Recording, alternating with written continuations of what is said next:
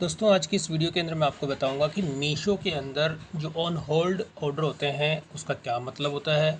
और इसके साथ ही मीशो में अगर आपको अपना जो प्रोडक्ट आपने ऐड किए हैं उसमें अगर आपको अपना जीएसटी का जो स्लैब है वो चेंज करना चाहते हो तो आप कैसे चेंज करेंगे। और एक चीज़ इसमें और है कि अगर मीशो की तरफ से आपको जो क्लेम के लिए आप टिकट इरेज करते हैं और अगर वो क्लेम आपका रिजेक्ट कर दिया जाता है मीशो की तरफ से तो आप उसको रीओपन कैसे करेंगे। तो ये सारी चीज़ें जो है मैं आपको इस वीडियो के अंदर बताऊंगा। तो यहाँ पे अभी मैंने मीशो का जो है सेलर पैनल अभी ओपन किया हुआ है। अब यहाँ पे मैं आपको अपने ऑर्डर्स जो है उसके बारे में बताता हूँ। तो जब मैं ऑर्डर्स पे क्लिक करता हूँ तो यहाँ पर आप देखेंगे कि एक मेरा जो ऑर्डर है वो ऑन होल्ड है। अब यहाँ पे ऑन होल्ड यानी कि स्टार्टिंग के अंदर आप देखेंगे ये वाला जो मेरा ऑर्डर है, अब ये मेरा ऑर्डर ऑन होल्ड है। यानी कि इस ऑर्डर को मीशो ने ऑन होल्ड पे डाल दिया। अब इस ऑर्डर को ऑन होल्ड पे डालने की वजह क्या है, ये चीज़ मैंने मीशो के जो सेलर सपोर्ट है उस पर जो मुझे गाइड किया गया था तो उसी में ये होता है कि जो ये ऑर्डर आपको जिस एरिया से रिसीव होता है उस एरिया जो है उसमें मीशो से जिसका टाई अप है, यानी जो जो मीशो से टाई अप होता है कोरियर का, उस एरिया के अंदर उन कोरियर्स की सर्विस नहीं होती है। तो कुछ ऐसे एरिया होते हैं जहाँ पर कि मीशो की जो टाई अप होती है जिन कोरियर सर्विसेज से, उनकी सर्विसेज उस एरिया के अंदर नहीं होती है।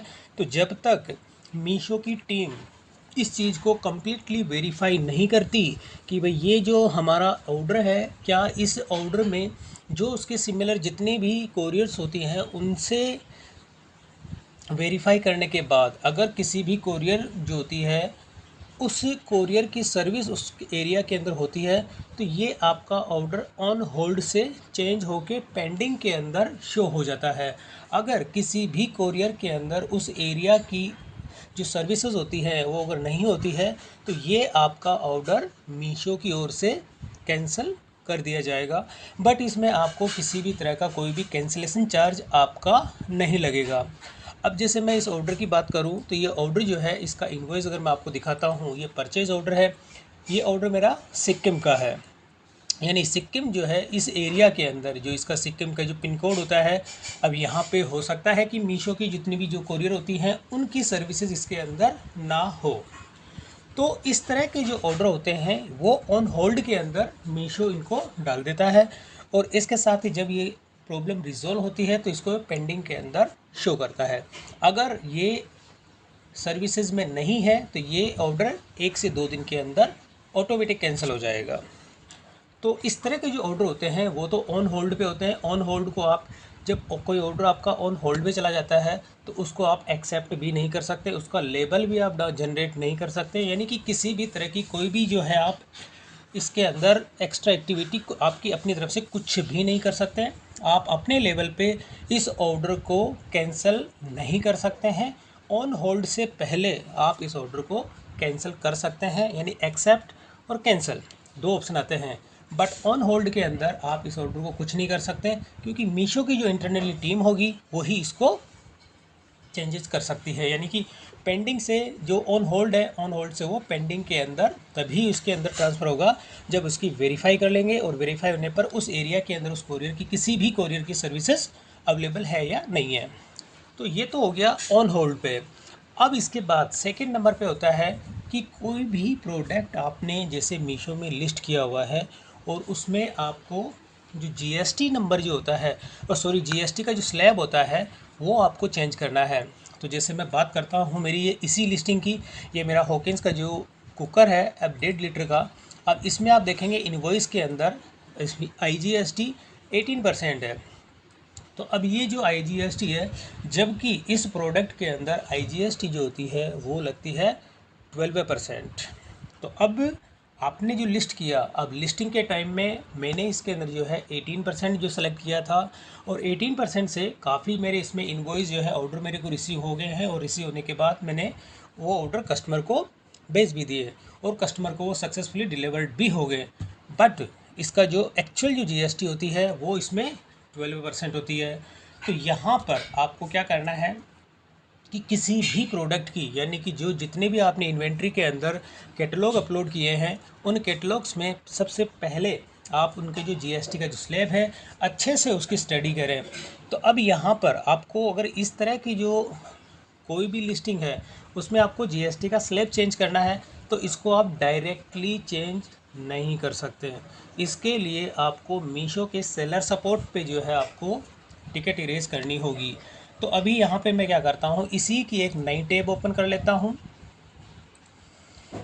और यहाँ पर आपको जो सबसे पहले आपको, ये तो मेरा अभी जैसे ऑन होल्ड है, तो इसी में से मैं अपनी जो डिटेल है वो यहाँ से लूँगा। लेकिन अगर आपको अपने जो इन्वेंट्री सेक्शन के अंदर जाना है, ये इन्वेंट्री, और इसमें से जो भी प्रोडक्ट आपका होता है जिसका कि जीएसटी स्लैब आपको चेंज करना है, सबसे पहले आप वो प्रोडक्ट इसमें से सेलेक्ट करेंगे जिसका कि आपको जीएसटी का स्लैब चेंज करना है। तो यहाँ से आपको जो भी प्रोडक्ट है उन सबको पहले आप सेलेक्ट करेंगे। अभी मैं जो इस प्रोडक्ट को यहाँ सर्च करता हूँ, तो सर्च करने के लिए आपको क्या करना है, इसका जो SKU होता है, SKU को आप कॉपी करेंगे और यहाँ पर आपको जो है इसमें पेस्ट कर देना है। और पेस्ट करने के साथ ही तो ये देखिए, अब यहाँ पर आपको क्या करना है, ये जब इन्वेंट्री सेक्शन के अंदर सबसे पहले आपको कैटलॉग आईडी यानी इसकी आपको रिक्वायरमेंट रहती है। तो अब आपको इसके लिए क्या करना है, ये जो आपका कैटलॉग आईडी है इसको कॉपी करना है। जो कैटलॉग आईडी है इसको आपको यहाँ से आपने किया कॉपी, और कॉपी करने के बाद में अब आपको मीशो के सपोर्ट पे जाना है। तो इसके लिए मैं यहाँ पे करता हूँ सपोर्ट,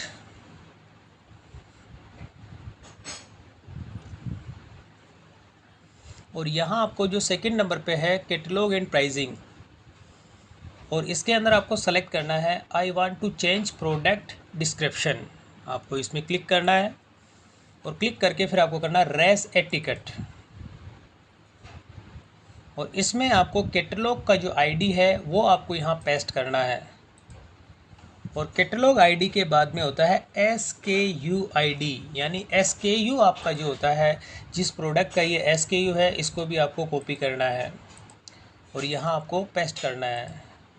फिर डिस्क्रिप्शन के अंदर आपको अपनी डिस्क्रिप्शन जो है वो आपको ऐड करनी है, यानी इसके अंदर आपको लिखना है कि आप क्या करना चाहते हो। तो यहाँ पे मैं इसमें लिख देता हूँ, please change GST slab 18% to 12%। बस केवल आपको ये एक लाइन लिखनी है, please change GST slab 18 to 12%, और आपको इसको कर देना है सबमिट। और आपको फिर बस अब आपको क्या करना है, ये मैंने जो है अब टिकट इसके अंदर सबमिट कर दिया। अब इससे पहले मैंने एक जो ये इसी के सिमिलर एक प्रोडक्ट था, ये जैसे 1.5 लीटर का था, तो 2 लीटर का जो प्रोडक्ट था मेरा, उसके लिए मैंने इसमें टिकट इरेज की थी। तो उनको मैं आपको दिखाता हूँ, जैसे यहाँ पे सी ऑल टिकट्स। तो ये देखिए, अब यहाँ पे इससे पहले जो मेरा जो ये इसमें आप देखेंगे कि मेरी जो कैटलॉग आईडी थी, इस आईडी को अगर मैं आपको दिखाऊं, ये जैसे मैंने कॉपी किया, अब इसमें भी मेरा सेम इशू था। जब मैं इसमें आपको दिखाता हूं व्यू, तो यहाँ पर भी मैंने इसमें लिखा कि चेंज GST स्लैब 18 टू 12%। तो यहाँ पे मुझे मीशो की तरफ से इसका जो है सॉल्यूशन मिल गया, और उन्होंने इस जो कैटलॉग आईडी थी इसके अंदर GST का स्लैब उन्होंने सक्सेसफुली चेंज कर दिया। अब इसी अगर कैटलॉग आईडी को मैं आपकी इन्वेंट्री सेक्शन के अंदर मैं आपको दिखाऊं, तो यहाँ पर इसके अंदर जो इन्वेंट्री है और इसी के अंदर कैटलॉग आईडी जो मैं पेस्ट करता हूँ और सर्च करता हूँ, तो ये देखिए इसके अंदर ये यहाँ पे जब मैं इस पर क्लिक करता हूँ, तो इसका जो GST स्लैब था, पहले इसमें देखिए प्रोडक्ट के अंदर GST 12% है, जो कि पहले इसमें 18% थी, और जिसको चेंज करके मीशो ने 12% किया है। और ठीक इसी तरह से जो मैंने अभी टिकट इरेज किया है, अब जैसे सपोर्ट पे मैं अभी यहाँ पे क्लिक करता हूँ, और यहाँ पे अभी मैंने जैसे व्यू करता हूँ, और इसमें जो कैटलॉग आईडी है ये, इस आईडी को मैं अभी सर्च करता हूँ इन्वेंट्री, और यहाँ पे मैंने पेस्ट किया।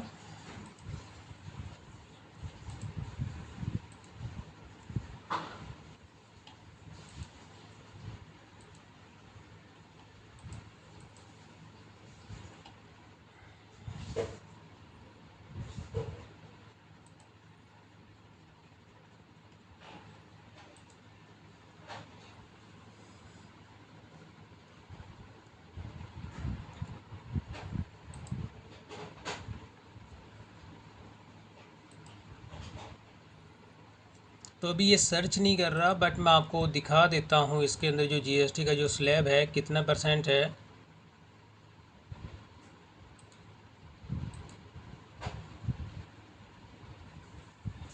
एसकेयू से मैं इसको सर्च करता हूँ।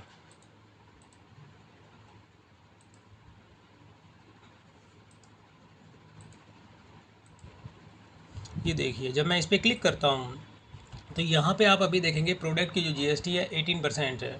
यानी कि ये मुझे जो ये प्रोडक्ट का जो जीएसटी है वो 18 से मुझे इसके अंदर 12% करना है। तो अब मैं इसी को जो है अगर यहाँ पे देखता हूँ सपोर्ट में अंदर, तो अभी मेरी जो एक क्वेरी है अभी प्रोसेस में है, क्योंकि मैंने इसके लिए अभी टिकट इरेज किया है। तो इस तरह से आप अपना जो भी प्रोडक्ट होता है उसमें अगर जीएसटी का स्लैब आप चेंज करना चाहते हैं तो इस तरह से आप मीशो के अंदर टिकट इरेज करके इसका जीएसटी स्लैब चेंज कर सकते हैं। अब इसके साथ ही ये तो हो गया कि दो चीज़ें मैंने आपको बताई, ऑन होल्ड और जीएसटी का स्लैब आप कैसे इसके अंदर चेंज करेंगे। अब थर्ड नंबर पे आ जाता है कि क्लेम, जो जीएसटी नहीं, जीएसटी क्लेम नहीं, आपको क्या होता है कोई भी प्रोडक्ट जो होता है रॉन्ग रिटर्न होता है या कोई डैमेज प्रोडक्ट आपको रिसीव होता है तो उस केस के अंदर भी मीशो आपको क्लेम देता है। बट यहाँ पर मैं आपने जो है सपोर्ट में दिखाता हूँ कि अभी मैं शी ऑल टिकट्स, तो ये मेरी जो कुछ इसके अंदर मीशो के साथ मेरा कंटिन्यू आप देखेंगे यहाँ पर मेरे को जो कंटिन्यू जो प्रोडक्ट रिसीव होते हैं वो कस्टमर की रिटर्न होती है। यानी कि जो प्रोडक्ट कंटिन्यू जैसे मेरे को रिटर्न आती है उसमें किसी न किसी ऑर्डर के अंदर, हर एक ऑर्डर के अंदर कुछ ना कुछ इश्यू था।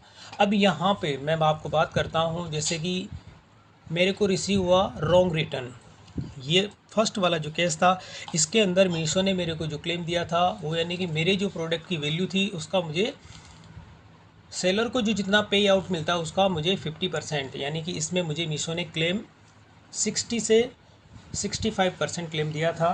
तो इसके अंदर भी मेरा जो है लॉस हुआ था। और सेकंड नंबर पे जो है इसमें मुझे 100% क्लेम दिया गया था, इसमें भी मुझे 100% और इसमें भी मुझे 100%। यानी मीशो ने मुझे कंटिन्यू जो है इसके अंदर क्लेम मुझे दिया था। तो इस तरह से कंटिन्यू क्लेम देने पर जब मैंने लास्ट में 14 अप्रैल को अपना एक क्वेरी इरेज की थी तो इसके लिए मीशो ने इसको डिक्लाइन कर दिया था। और डिक्लाइन भी इस वजह से किया गया था कि मेरा जो प्रीवियस डाटा इन्होंने वेरीफाई किया और वेरीफाई करने के बाद में मीशो का ये कहना था कि आपको हमने कंटिन्यू क्लेम इतने दे दिए, इस वजह से हम आपका ये क्लेम वेरीफाई नहीं करते हैं। तो जब मैं आपको दिखाता हूँ यहाँ पे व्यू, और व्यू के अंदर यहाँ पर देखिए स्टार्टिंग के अंदर जो होता है मीशो के अंदर मैंने अपना जो है क्लेम ऐड किया था और यहाँ पे मीशो की ओर से मुझे जो ये रिप्लाई दिया गया था, ये यहाँ पे देखिए, ये जो पूरी इसके अंदर मीशो ने साफ साफ कहा था कि ये जो आपका ऑर्डर आईडी है, और इसमें हम देखते हैं कि we are enable to your process your request for the order ID, इतना जो भी होता है बेस्ड ऑन पास्ट डाटा। यानी कि इन्होंने ये साफ साफ लिखा था कि पास्ट में जो है आपका हम डाटा चेक कर रहे हैं और उसी बेस पे इन्होंने जो है क्लेम को रिजेक्ट किया था। तो इसने बताया था कि आपकी जो इसमें तो हमने हायर जो क्लेम दिया था और उसी बेस पे जो हम आपको ये क्लेम प्रोसेस में नहीं ला सकते हैं।